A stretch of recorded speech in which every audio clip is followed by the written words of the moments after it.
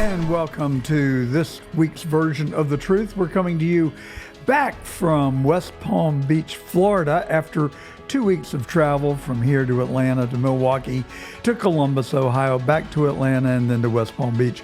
I have never spent so much time in my entire life in airports as all the flights were delayed. It has been a rough 2 weeks of travel, but I did get to check off on my bucket list attending the National Republican Convention in Milwaukee. It was a great experience. It was enjoyable. They talk about Southern hospitality. I've never seen the level of hospitality and congeniality that I experienced in Milwaukee. Every single person I encountered there was so welcoming and so polite and so nice.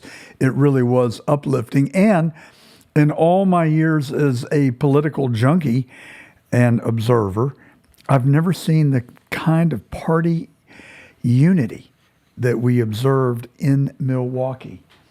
Every single person in that arena was behind Donald Trump.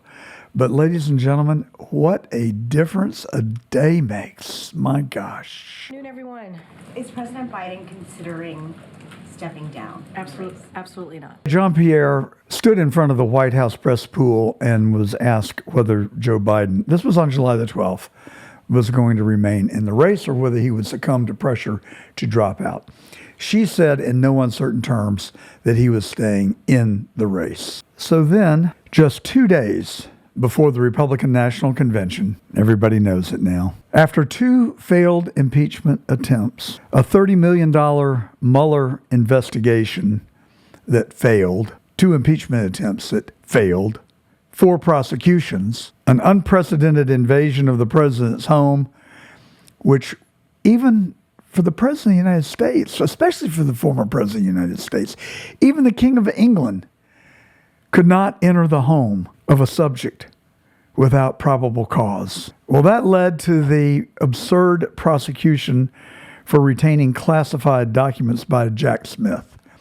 Thanks to Judge Cannon, that too has failed. Never before have we seen the stealing of a presidential election like we saw in 2020. And that did succeed. And you see what we've been left with. Just a long trace of rack and ruin, a failed withdrawal from Afghanistan, the empowerment of Iran, a war in the Middle East, and no telling how much we're funneling back into the hands of Joe Biden and his fellow Democrats. I've never witnessed the stealing of a presidential election before, but we saw it in 2020. And what did that lead to? The case of the Fani Willis persecuted 19, which has failed. After literally changing the New York skyline and preserving iconic buildings like the Plaza Hotel, that led to the Letitia James prosecution for misstating his financial records, for which there was no apparent victim, and Donald Trump had to post a $150 million bond. The outcome of that case is still relatively unknown. And then the now famous Alvin Bragg hush money case, which he claimed was disguised as legal fees and therefore somehow elevated to a felony, even though the statute of limitations had told, and still as yet an unidentified felony, which resulted in a conviction, and the judge has now delayed sentencing indefinitely. They had hoped to throw Donald Trump in jail where he could be Epsteined, but that too failed. All of this leading up to the one last tool in their arsenal, and I do mean arsenal, and that brought us to Butler, Pennsylvania. So Biden's definitely running, definitely going to run. And then we get to July the 13th and the unspeakable.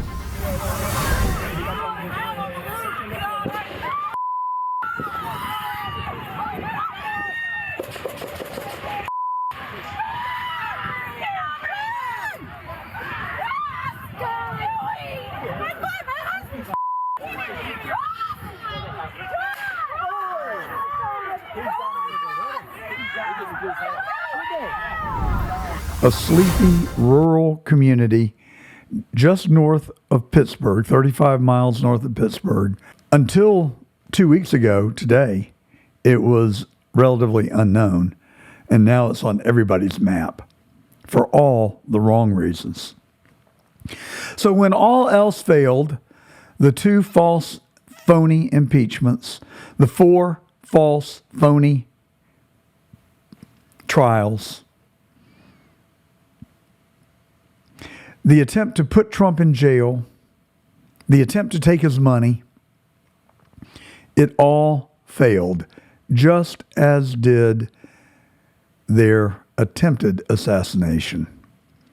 An assassination that was predicted by Tucker Carlson and Roger Stone and Kim Clement. Do you know who Kim Clement is?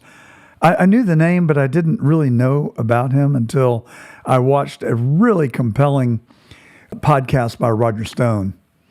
And I commend it to you. Just look for Roger Stone, Stone Zone. It's on YouTube. And Kim Clement predicted the assassination of Trump in 2003. Now, he didn't know it was Trump, but he knew it was for a candidate for president of the United States who was going to reclaim America. It's a really compelling video. Well, let me just take a quick break to tell you that, as always, we're coming to you today on the John Fredericks Radio Network in Atlanta, Memphis, Nashville, Richmond, Norfolk, Pittsburgh, Philadelphia, and in the entire state of West Virginia. It's such an honor for me to be able to utilize this airspace every Saturday at noon and speak to our listeners who I love to hear from. You can reach us at johngordontruth@gmail.com. johngordontruth@gmail.com. Write to us there. You can also follow us on Twitter, now X.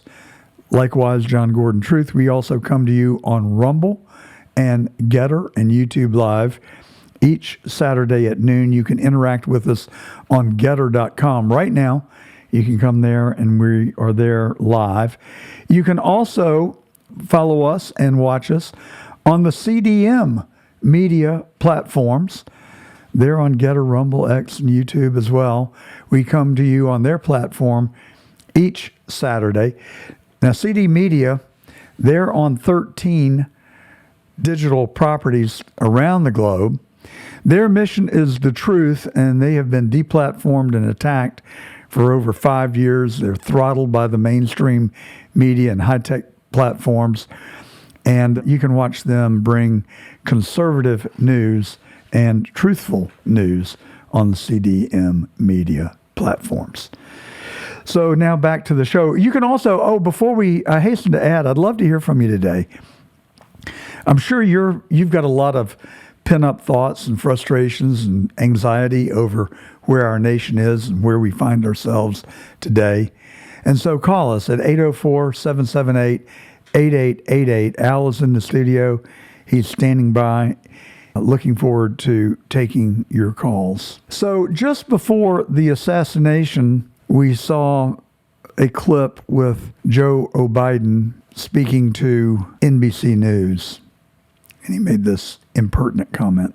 What a wonderful way to bring attention to your political opponent, I guess. Then on the 13th of July, we all know what happened in that sleepy town of Butler, Pennsylvania. So when all else failed and there were no options left, what did we get?